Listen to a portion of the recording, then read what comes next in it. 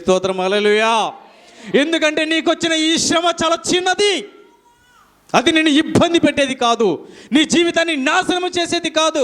ఆ ఆలోచన ద్వారా నువ్వు నాశనమైపోతున్నావు తప్ప, సాతానుడు నిన్ను ప్రేరేపిస్తున్నప్పుడు, వాడి ఆలోచన ప్రకారం నువ్వు జీవించాలని ప్రయత్నం చేస్తున్నప్పుడు నువ్వు నీ జీవితాన్ని నాశనం చేసుకుంటున్నావు.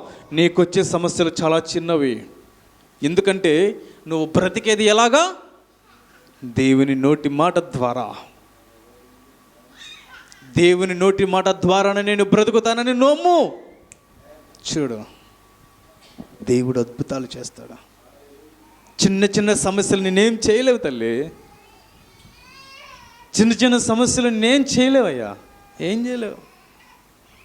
దేవుడు గొప్పోడు, ఆయన నోటి మాట ఇంకా శక్తివంతమైనదే. రెండవదిగా తర్వాత చదవండి, 10వ వచనం ఒకసారి.